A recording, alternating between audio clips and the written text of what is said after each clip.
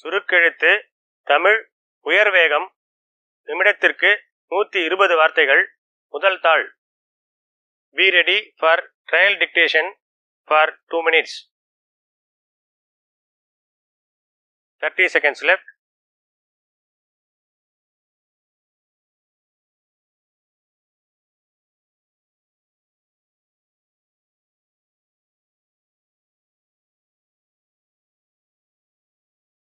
Fifteen seconds left. 10 seconds left. 5 seconds left. Begin. மாண்புமிகு பேரவைத் தலைவர் அவர்களே, இந்த ஆண்டுக்கான வரவு செலவு திட்டம் மற்றும் வேளாண்மை நிதிநிலை அறிக்கை ஆகியவற்றின் மீதான பொது விவாதத்தில் எதிர்க்கட்சியின் சார்பில் பங்கு கொள்ள வாய்ப்பளித்த தங்களுக்கு முதற்கண் என் நன்றியை தெரிவித்துக் கொள்கிறேன். முதற்கட்டமாக தமிழ்நாட்டு மக்களின் நலன்களை காக்கும் அறிக்கையாக இது அமையும் என்று நாங்கள் எதிர்பார்த்தோம்.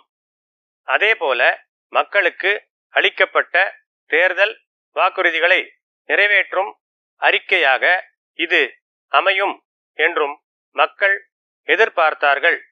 இரண்டு எதிர்பார்ப்புகளையும் இந்த அறிக்கை பூர்த்தி செய்யவில்லை என்பதை பிரதான எதிர்க்கட்சியின் சார்பில் இந்த நேரத்தில் தெரிவித்துக் கொள்ள கடமைப்பட்டுள்ளேன்.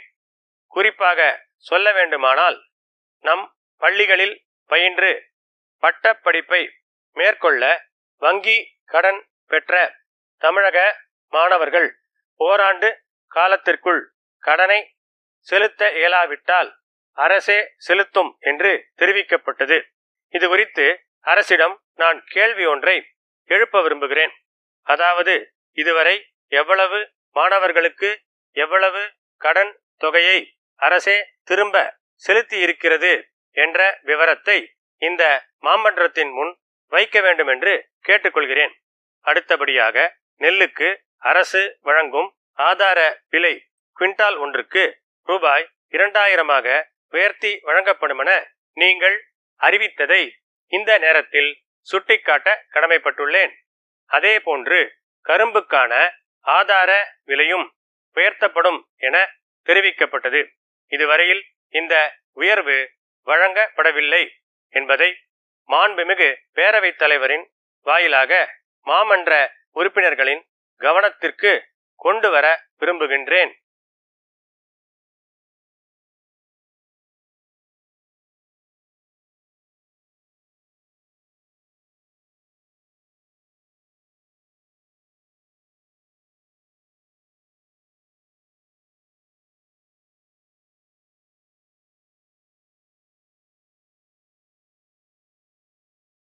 சுருக்கெழுத்து தமிழ் உயர்வேகம் நிமிடத்திற்கு 120 வார்த்தைகள். முதல் தாள். வினாத்தாளின் குறியீட்டு எண் 135 135. படிக்கப்பட்டதை சுருக்கெழுத்தில் எழுதி கொள்ள வேண்டும்.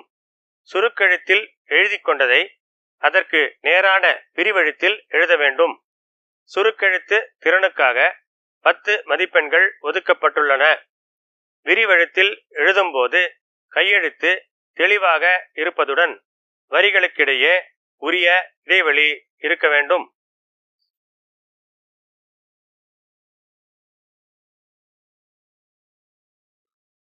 Be ready. 30 seconds left.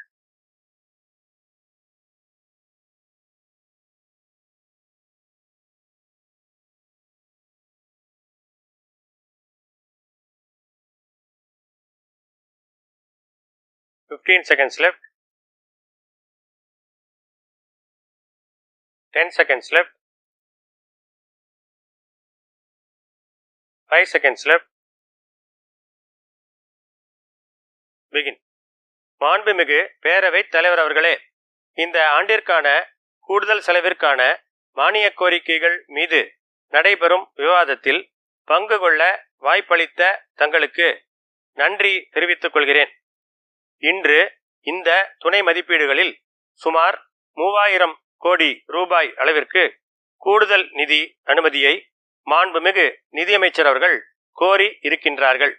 இவ்வாறு கூடுதல் நிதி பெற்று 5 ஆண்டு திட்டங்கள் தொடர்ந்து நடத்தப்படும் என்று மாண்புமிகு நிதியமைச்சர் அவர்கள் எடுத்துச் சொன்னார்கள்.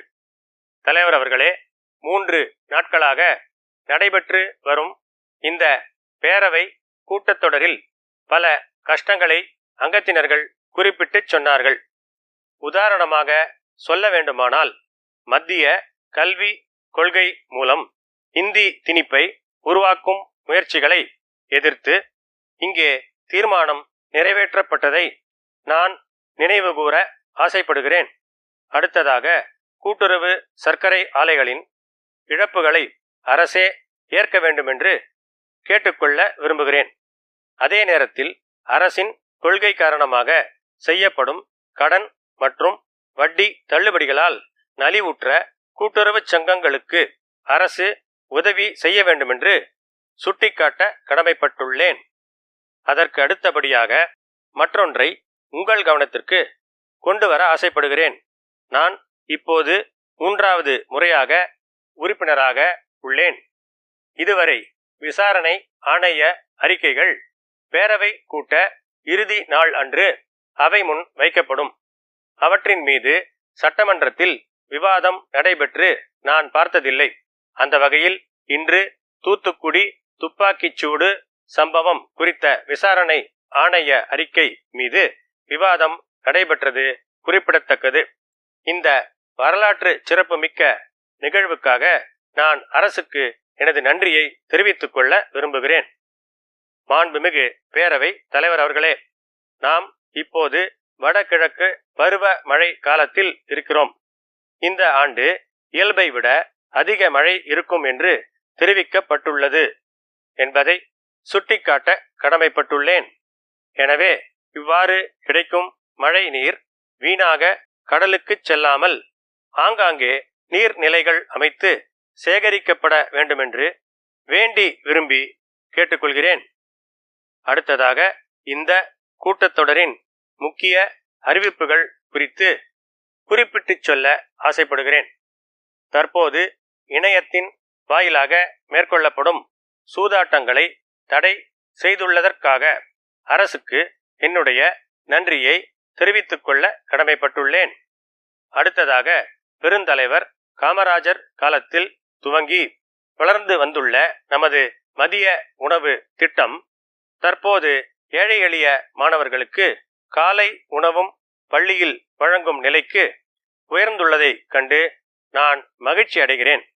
இத்திட்டத்தை குறையின்றி அனைத்து மாவட்டங்களிலும் நடத்த ஏற்பாடு செய்ய வேண்டுமென்று கேட்டுக்கொள்ள கடமைப்பட்டுள்ளேன். இந்த நேரத்தில் சமீபத்தில் ஏற்பட்ட இயற்கை சீற்றங்கள் குறித்து ஓரிரு விஷயங்களை குறிப்பிட விரும்புகின்றேன். இது சம்பந்தமாக அதிகமான இழப்பீடுகளை மாண்புமிகு முதலமைச்சர் அவர்கள் அறிவித்துள்ளது வரவேற்கத்தக்கது. இருப்பினும் தமிழகத்தின் வட மாவட்டங்களில் அங்கொன்றும் இங்கொன்றுமாக இழப்பீடுகள் கிடைக்காத நேர்வுகள் உள்ளன.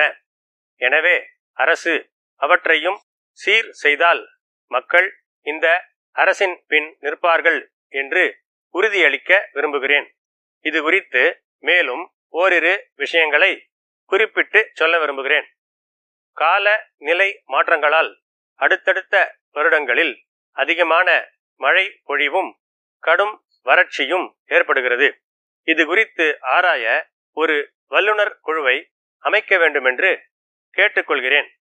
அடுத்தபடியாக, ஆரம்ப பள்ளி ஆசிரியர்களின் ஊதிய குறைபாடுகள் தொடர்பான கோரிக்கைகளை அரசு நிறைவேற்ற வேண்டும். மேலும் ஆரம்ப சுகாதார நிலையங்களில் பணியாற்றும் கடைநிலை பணியாளர்களுக்கு ஊதிய உயர்வு வழங்க வேண்டுமென்று கேட்டுக்கொண்டு இந்த நல்ல வாய்ப்புக்கு நன்றி கூறி இத்துடன் உரையை நிறைவு செய்கின்றேன். வணக்கம்.